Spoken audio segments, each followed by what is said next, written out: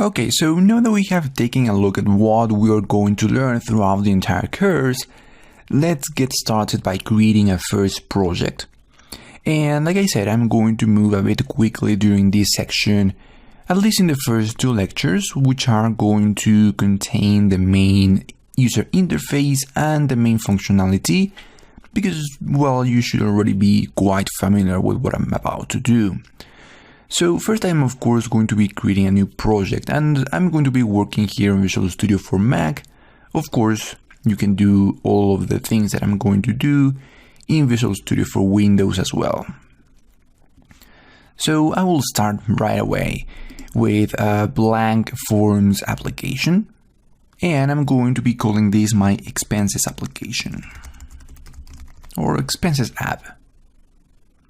Of course, we're going to be doing this for Android, iOS, and I'm going to be using the .NET Standard option for my shared libraries.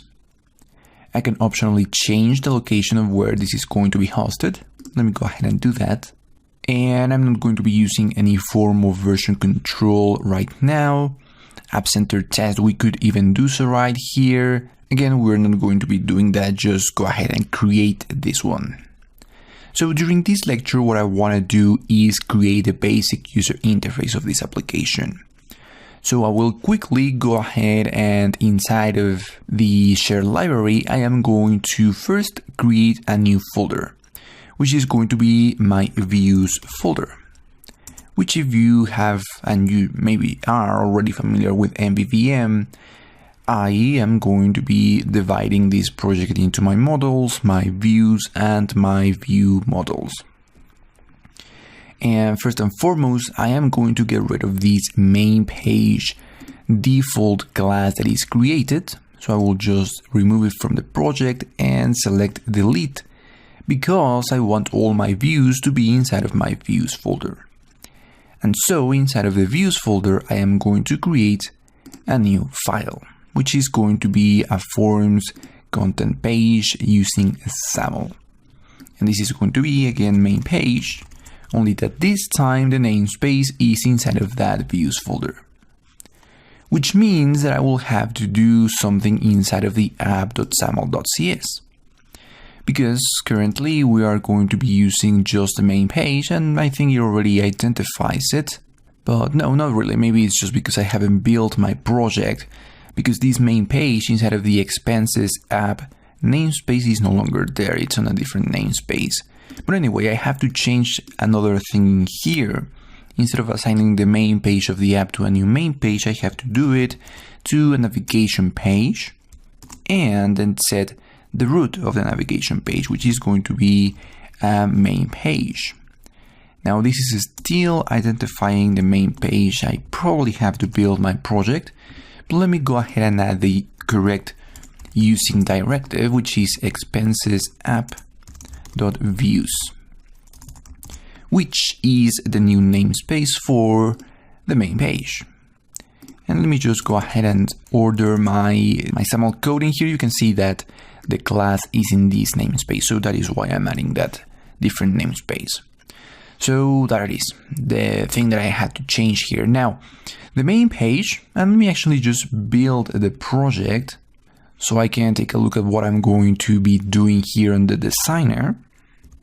And first and foremost, change what the main page is going to be. It's no longer going to be a content page.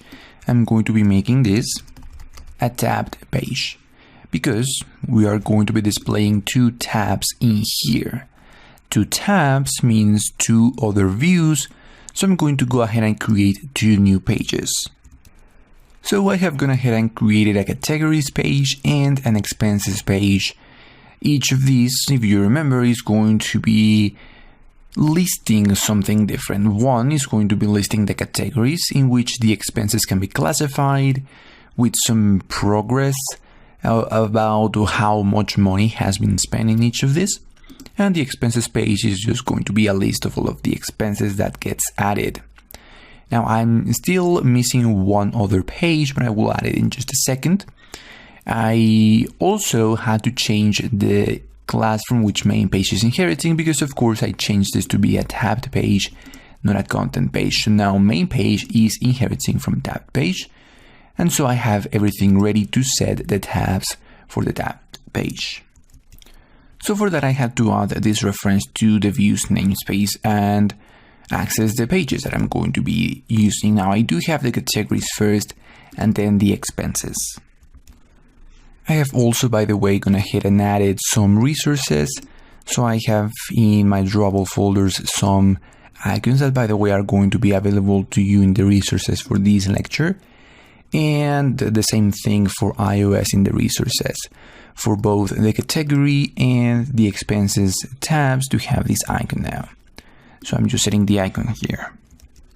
For the categories page, I am going to be defining a list view instead of the content page. Of course, this lecture is not about binding yet.